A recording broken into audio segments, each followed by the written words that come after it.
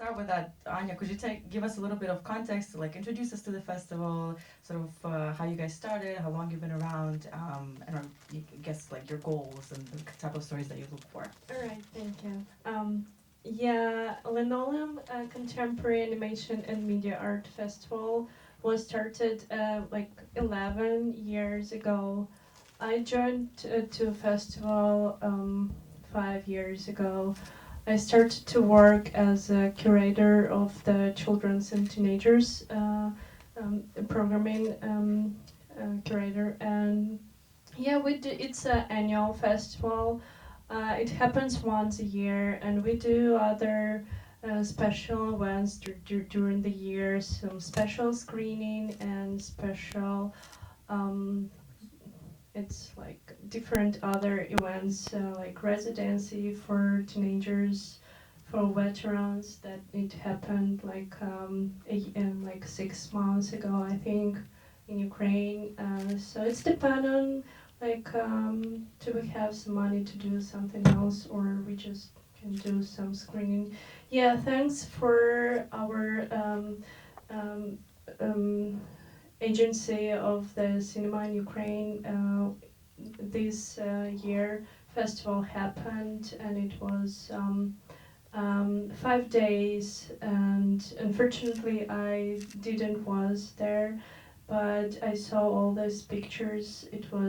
I think it was wonderful. I don't know how they do it in Ukraine during the air raids. Like all the people were so I don't know, like beautiful, and like it's very inspiring me that they do it like during the war, and they continue to create this process, just to create the films and create the festival. My job is like I was working at the um, 5 blocks of the animation for children's and teenagers, which is I think it's very important nowadays in Ukraine to give some opportunity to have some fun in Ukraine, and also to educate children's and teenagers like in a new way with what is very um, like unclear for us to also like how we have to do it, because it's a new generation that growing up during the wartime. Yeah, and you just saw national program, and thank you for watching that. And yeah, if Can I you maybe share like a bit of like, I mean, I wish I could bring all of the filmmakers here, but that's a little expensive, and a little far away. But can you share like maybe a little bit behind the scenes of some shorts, maybe a little anecdotes about the filmmakers themselves? I know some of them. I met some of them because they are students of the some of gurus of the frame by frame animation in Ukraine. And some of them they are very young. I don't know like how they they just suddenly just like showed up and just do whatever they do, and I think it's very wonderful. Yeah, I don't know all of them, but I know some of them. But I can say that um, like some of the films were made like one by one person, or like two or three, and I think it's very it's a big job, and I think it's very nice, and for me it's very inspiring that they are just continue to do it just by themselves. Yeah. This is sort of a question to both of you, because we have one of the creators are here. Anya, can you maybe give a bit of a context in terms of like what does it even look like to make sort of indie short animations in Ukraine, given the context and some challenges, whether it's financial or any other resources. And then Masha, follow up would be for you. this is a story from the heart. So I would have loved to hear what that process was like for you. I think I'll pass this question to Masha. Hi, I'm Masha, and I've always loved Ukrainian folk songs, and was like humming them. You know, you just like you sing a song, you get into it, and We have the back row singing along. okay. And Bound is Perpletany is my retelling of a famous Ukrainian folk song, and like with many folk songs. You might be singing it for years, and then one day you like pause and like, what is this actually about? And with that thought, I started looking into telling my version of Nesahala Vodu, God carries water. And for those of you who don't speak Ukrainian yet, the song talks about two young Ukrainian people meeting, Ivanko and Ghada, and they have like a little flirty moment, and they agree to meet later that evening or later. And then the next verse, it's almost like it skips a verse. To me, I always felt like it skips something, some kind of information, because the next verse, the boy, Ivanko, is upset. And he's like, well, I came to your house and you stood me up. And basically, like, he's just like being very, very sad. And so the traditional interpretation of the song can be like, well, God is playing hard to get, and there's this Ivanko who's stood up, who's the victim. However, if you look at the words, there's nothing like that, and it always bothered me. And I always thought, okay, I want to tell my version of the story. I want to suggest what actually happened between them. Let's modernize this storyline and talk about relationships and jumping into conclusions and maybe being prideful and ignoring each other. Like it can happen a lot in many different relationships. So yeah, I just always wanted to give a new modern spin to this very old folk song.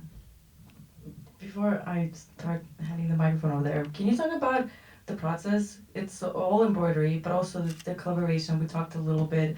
You had a whole, like it was a family production where you got to collaborate with your dad too. Yeah. Can you talk a little bit about the influences and what that process was like? Absolutely. So the film is not embroidered by hand. Cross stitching is not one of my talents, but I wanted it to look very Ukrainian, very authentic. If I was gonna go there, I just wanted to make it look like it was a Ukrainian tapestry, and so the process is actually is done in 3D and then made to look 2D through some software, like a bunch of different pieces of software. And so I had the story written many years before the big war in Ukraine has started. The story was sitting in my desk, and then the war happened, and my parents still were back in Kiev, and and my dad is an architect, and he grew up in the rural part of Ukraine. And through him, I learned so much about Ukrainian culture. And so I pitched to him, like, hey, do you want to help me to work on this film as a way to have something focus on during those many horrible evenings or month of warring and uncertainty, just something that we can create, something that is from our past, like memories of spending time with my grandma in the village in the countryside of Ukraine. So yeah, that was my way to collaborate with him. Working with family and it can be challenging, and I always grew up looking up to my dad, and there I was having to give notes and direct him. But it was fun. It was fun. We still want to work together, which is a good outcome. And something that I missed in the introduction, this festival is all about getting to know Ukrainian talents. I also wanted to say that besides being an independent filmmaker, Masha is also the lead technical director in the character department at Pixar. We're talking Ratatouille, we're talking Cars, we're talking Toy Story. So throwing it out there in case, to get some questions brewing. So yeah, do you have questions?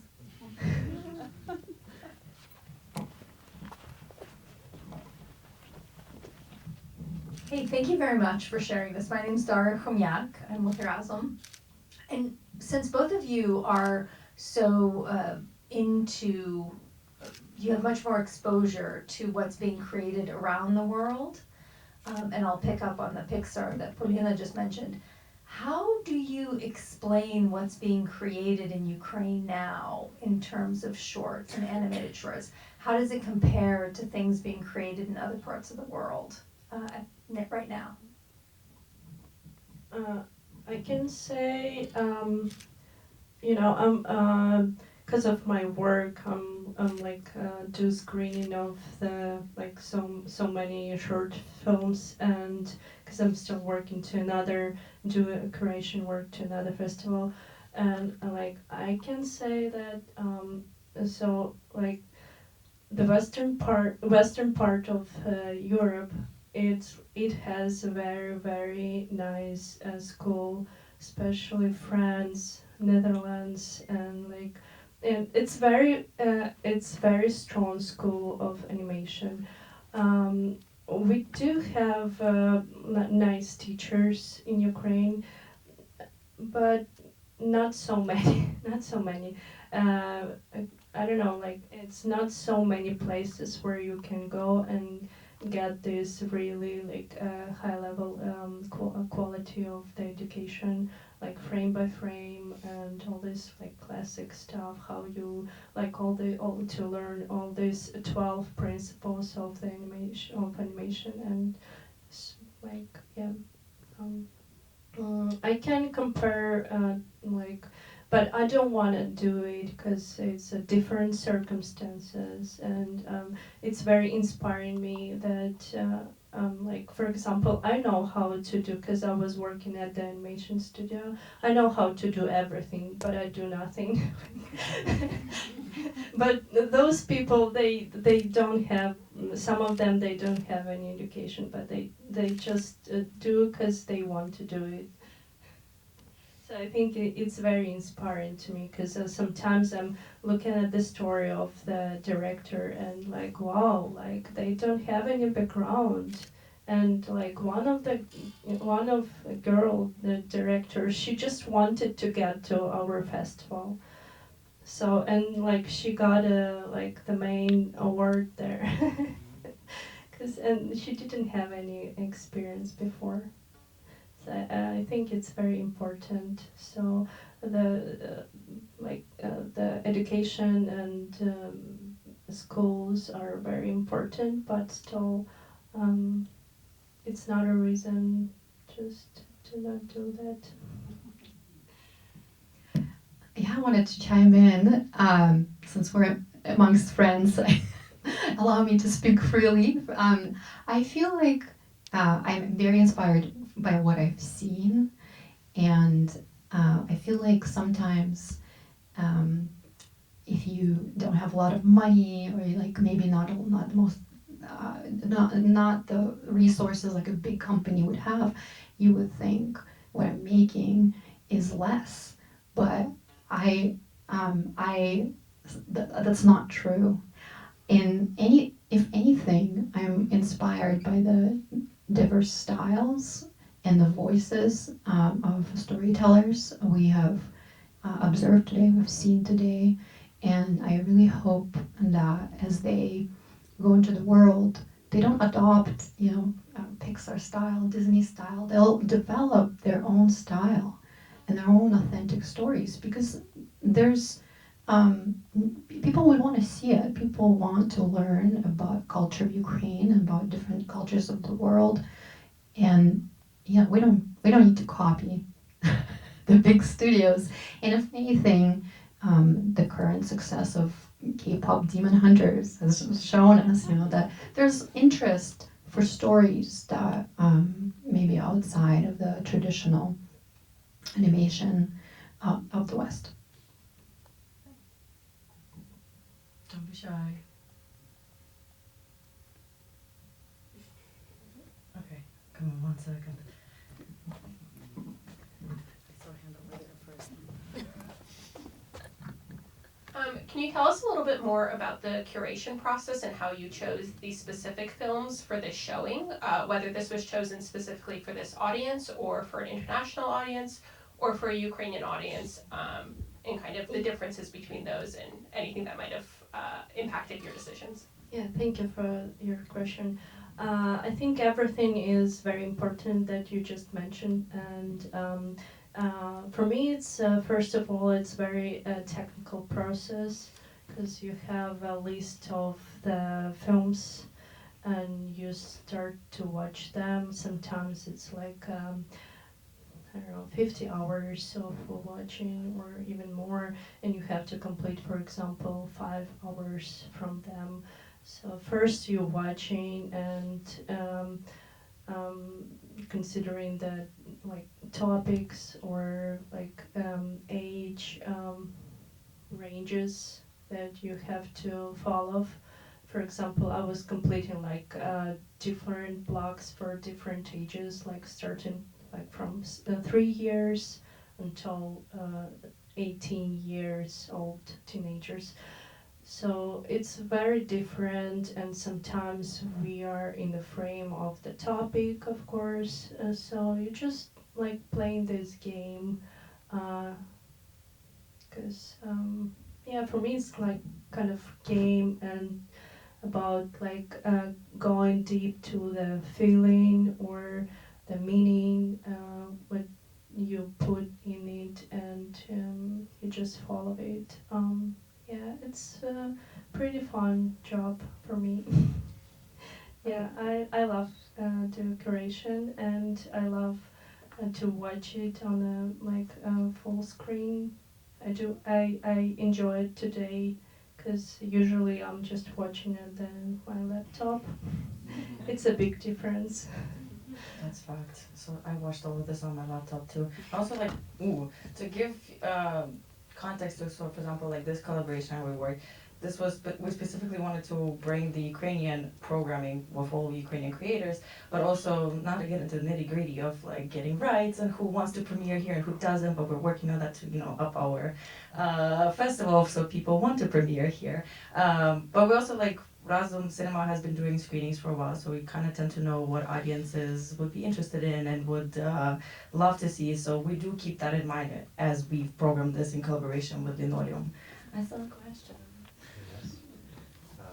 Thank you for bringing these films to us, and it was great to see the diversity of styles. There's so many different animation styles that we saw today. But my question is more about a couple of the shorts had a kind of social issue topics. There was one about disabled people and how the wartime is affecting their experience.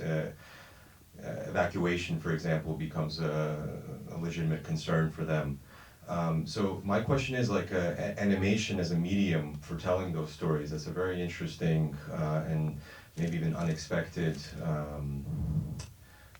medium to tell these stories. So in your experience, what can animation contribute to that? Yeah, I think animation is very nice tool to to show it's a very nice tool to to express what you feel, what you think, and I think it's very nice tool because sometimes you cannot, because of the different methods, like you can show transformation and like different other methods that you cannot use it in the documentary film or feature film. So I think animation is very nice tool to show, to express your feeling, your emotion. And about that film that you just mentioned, but I know that family because that family from my town that I was a student there, and I know them very well. and unfortunately their daughter Eva, she passed away. So yeah, and I know that it was very difficult. It was a bit difficult to them. I know that I think they spent some time in Poland. So and I didn't follow, unfortunately, the story after that. Yeah, I hope they are doing well. Yeah, I also wanted to add that sometimes animation can be a very tender way to cover sensitive subjects, or maybe, like the footage would be so shocking that it, people might not have mental capacity to watch it. And it's not only about war in Ukraine, but I think animation can bridge that gap. Or if you have missing footage, and like we saw where it was like a voiceover, right? And there's no animation can be the footage if you have just an audio description or audio to work with. So yeah, that's a very great medium that we have. Yeah, thank you for your question. More a comment. Oh, sure. I just want to comment. I want to thank you for coming here. Дуже дякую, тому що дуже гарна праця, дуже інтересно. Війна йде, і ви, я не знаю, як сказати, і ви робите дуже важну працю. So basically what I said in English, that regardless of the war, they're doing this to keep culture alive. And your English is fantastic, so that's beautiful. So thank you for being Thank here. you. Thank you for coming. There's no more questions. I think this is a beautiful note to. Oh, do you have a question? Yeah. Yeah, I got you. Or comment. Was the borscht animation, was that a song or that just somebody made up like something? Like a pre-existing song, or did someone make it for the animation?